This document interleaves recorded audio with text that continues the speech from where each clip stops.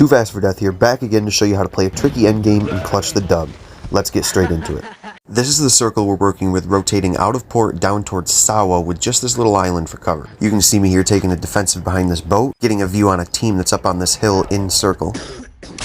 Missed one. And got the other. Moving on, I ask my teammates where to rotate, and this is where our fall happens. Rotate to? Look at the map. Now, I've rotated the map for you guys to see a little bit better, but you really want to get on the same page as your team as quick as possible.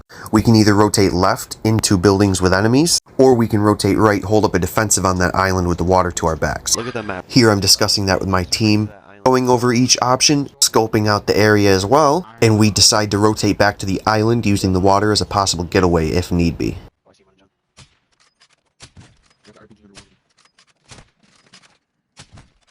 Now this is where it gets dicey. I plan my rotation back to where we agreed on as a team, however they get a little caught up and are only able to rotate about halfway to where we agreed upon. This is where your decision making skills need to come into action. Do you save your team? Do you retreat to cover and try to clutch it? Before I can do anything about it, two of my teammates fall, and my priority switches to getting my last teammate back to me and rotating back to cover.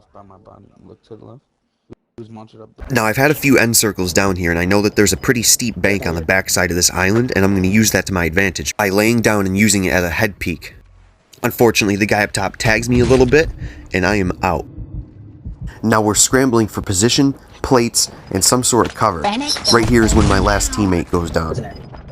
Knowing that they're on the hill, I'm going to use the water to my advantage and swim up right to the base of it so they cannot see me. I got lucky with an armor box and it's time to plate. The fast-pacedness of this game never ends when I'm hit with a mortar strike, so we are out again back into the water. Now I work my way back. I know the team on top of the hill is fighting, and I'm going to use that to be able to run and get across this island as quick as possible.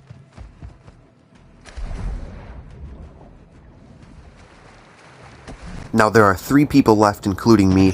I spot one here and I know one is on the hill. I'm going to make the hard push up close, and I know he's in that house and has to rotate to the other house. I'm going to sit close to this wall and wait for him. Works like a charm, cracked him, follow him inside, finish the kill. Now you'll see here he's using that room pretty wisely. He taps me a few times and my priority switches to getting into some cover and getting some armor back on.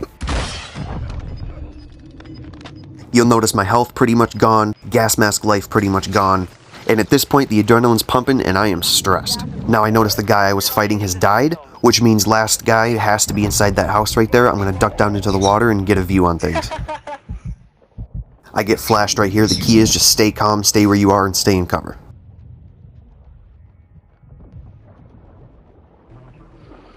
Now this comes down to your gun and feeling good about your abilities. I see him right here peeking the fence, so I light him up a little bit and he takes off inside and I'm after him. I need pistol rounds. Now you might think, too fast, why didn't you jump in that window? And the reason is mantling animation and climbing through a window tends to be pretty slow and I don't want to get lasered doing that. Instead I play it safe and wrap around the front. Hit him with a nice little drop shot to secure the win, and the rest is history. Like and follow for more.